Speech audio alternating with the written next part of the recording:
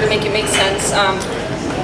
When I was around 15, I was sent to an abusive residential that was emotionally and mentally abusive, and it's a big problem with most residentials, but this is kind of about that, and about the survivors and the experience.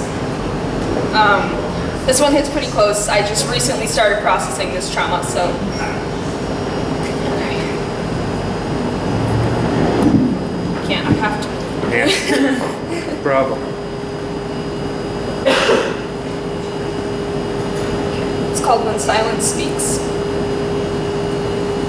I remember all of the things said to me. All of the things I don't want to matter. The words that shaped me, made me afraid to exist. Sentences that echo in my head until I can't convince myself they're lies. And these lies don't have faces, they're just blurry blobs of evil spilled across my memory like ink stains. The staff whose smile dripped over me like poisoned honey. I remember that mouth because it said, I've never met someone who could drain the happiness from a room faster than you. I was 15. PTSD and 1,000 sicknesses plagued my mind. I wasn't exactly a light up the room kind of girl. The girl who never spoke. The girl who killed smiles. There was the one with the purple pen that clicked while I tried to explain why I wouldn't eat the inedible soup in my bowl. I'm about to throw up, I would say. Just don't flush it until you prove it, she'd respond. Oh, the things I would have said to her if that pen didn't have the power to write away my human rights on a whim. She took the liberty to remind me no one would love me if I kept acting like myself. I can say with complete certainty I had no idea who she was talking about. I can say with even more certainty I never tried to find out after that. That one with the blonde hair, I would instantly fight her if I heard her voice again. I hate her. I hate her smirk when I cried.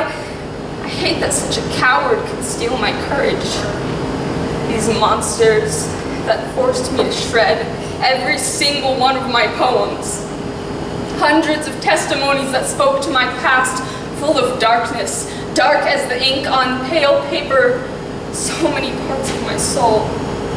Gone the evidence of me, gone the undesirable parts of me, gone forever. Most of all, I hate the ones who told me I should have been over my first abuse by then. Healing can't be timed, I would have told them. How long will it take to heal from you? I would have asked if the gaslighting hadn't claimed my brain.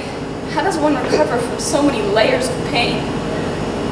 I don't know, but where silence clouded my first recovery, now I speak to you, to the dozens of people who hurt me, even if you forgot my name, even if you don't recognize my voice anymore. Every word I say is spoken with renewed anguish. Every word. I wrote this with all the words I never spoke, spit them out with the blood from biting my tongue every day. Because you taped our mouths and instructed us to speak, but no one understands the pleas of someone tasked with the impossible. Led us to battle with foam swords only to pull out your guns. And bandaging each other's wounds, we swore not to be so weak next time. You punished the tears manipulated from us to feed your self-satisfaction, never-ending streams of imperfection slipping over faltering smiles, exposing hidden humanity so we rip another piece of pride to patch the holes. Every carefully crafted threat proved words tied just as tight as chains.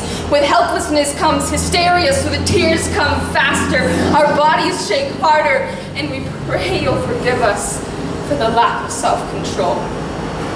Life became a scrambling frenzy to collect fading freedom that slipped through our fingers like sand from a world we once knew. A world we watched through a small window of our expensive prison, clinging on to one another as we begin to lose ourselves too. Sisters bonded through pain, asking for just enough love to keep a heart from wilting. I don't think mine made it. Somewhere in month 3, it grew tired of reaching for sunlight in a dark room. Now it barely lifts its head at the golden rays begging to be touched. Every day spent forcing one another to keep existing in a reality we swore was waiting for us. Staying sane with the idea, a beautiful dream. that one day our voices will return, minds will break free of those shackles as stolen wings grow back. We wish not to be gods, but to be humans. Not for endless control, just an end to being controlled. Not for everyone to listen, only to be heard for our whispers as these throats are scarred from every scream you dismissed. And though we wished until our shooting stars stopped flying, even the stars knew our desires shouldn't have to be wished upon. Human rights shouldn't have to be granted. But each tongue grew back sharper. Those guns made us bulletproof. Now words will be our weapons and truth will be the death of you. Our tears will always spill, but now they wash waves of justice over Utah. The knots you tied could never come loose, but none withstand the scissors we sharpen to free each other. And as each voice grows stronger, the hundreds of chains you linked shatter. I've come to discover the beauty is not found in flying itself, but the realization that we did not ask for permission to take off. That we were not granted our wings, but reclaimed them without hesitation or apology. You trained vulnerable girls like soldiers for years, day after day of fighting and surviving the mental torment. So why are you surprised when a powerful army of really pissed off women declared war?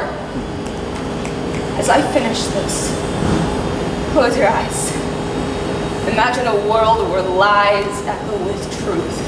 Imagine a world that holds you accountable for the claims made by manipulative, hysterical children. Now watch as I pick away the lies in your picture-perfect world. Watch like fish in a bowl as the world peers in at the monsters we unmasked.